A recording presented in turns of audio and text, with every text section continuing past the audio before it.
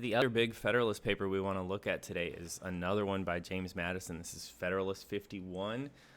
This one's also going to have a big famous quote that we're going to use again and again, but this is about, instead of talking about factions in the Republic here, he's explaining why the separation of powers system is so good. So good, in fact, that he doesn't even think that we'd have to specifically add a Bill of Rights. He thinks that the government will limit itself, but he's designing this separation of powers system to keep the government's power limits. Federalist number 51 is another essay written by Madison. So he's our expert on the features of the Constitution since he designed them. He's responding to arguments that there's not enough protections of individual rights in the Constitution. And so his response to those arguments about the lack of individual rights protection is that the separation of powers and the checks and balances that are put in place are enough to protect the people's rights. He has a pretty good theory of the system here. Here's his most famous quote that we've talked about already. He says, "Ambition must be made to counteract ambition." So what he's saying here, what he's arguing, is that the types of people who are going to achieve government office in the United States are going to be ambitious people. They're going to seek power for themselves. They're going to be protective of the power that they have, and they're not going to let other people take power away from them. So if we have these ambitious people attain the offices in the House of Representatives, that's great. They become senators, great. They become president of the United States. They become justices on the Supreme Court. All this is great. So we have a government full of ambitious people who are out to protect their own power and to prevent other people from stepping on their power. Well, here's the good news.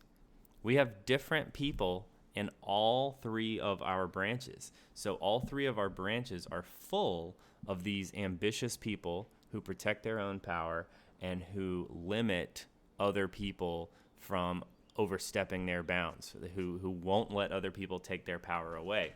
Ambition is made to counteract ambition because we've set up a competitive system. We've set up a government that encourages competition from these branches. So each branch of the national government, the legislative, executive, and judicial, will prevent the other branches from expanding their powers. And they're doing this for selfish reasons. They want to maintain their own powers. They want to maintain the equal status of their branch.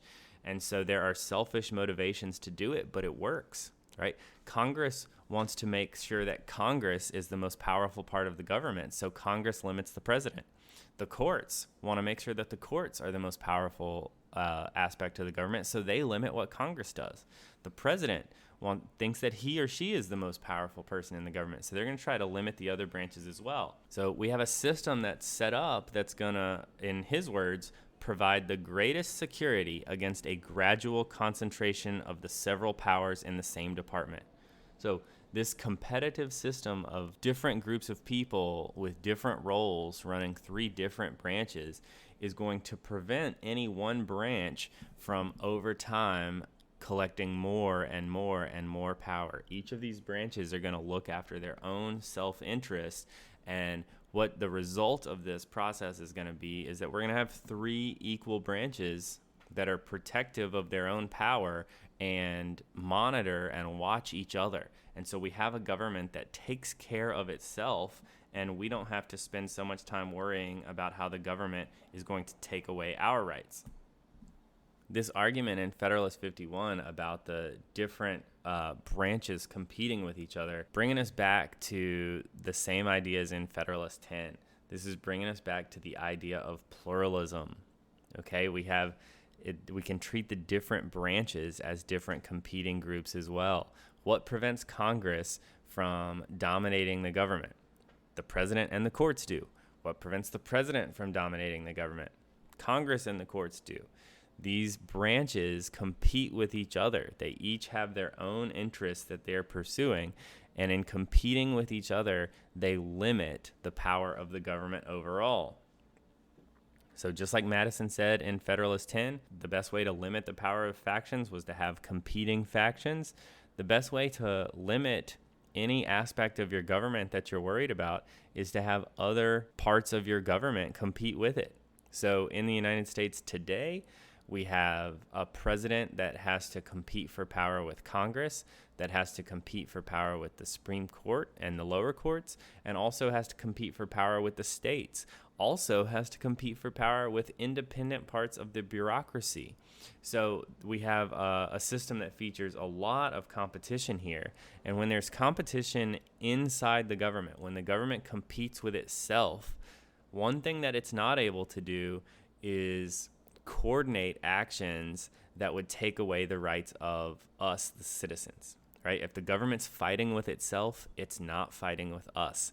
And so this is a limit on the government's power. This system encourages the government to limit itself. And he's taking advantage of the fact that we have those ambitious office holders in all of these different branches. So just like pluralism describes society as being made up of groups that look after their own self-interest, and in society those groups are going to compete with each other and they'll limit each other from being able to dominate any aspect of society, that's also true within our government system. So we can treat the branches as different groups. The different groups of the government, the different branches, legislative, executive, judicial, the states, the bureaucracy, they all compete with each other.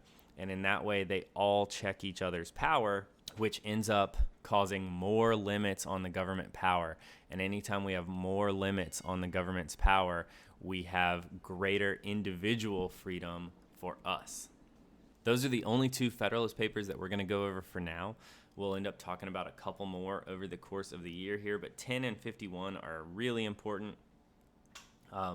Both of these are Madison's famous Federalist papers, and the main thing that would be important for you would be able to explain why we have factions and why the Republic is the best form of government to limit the faction.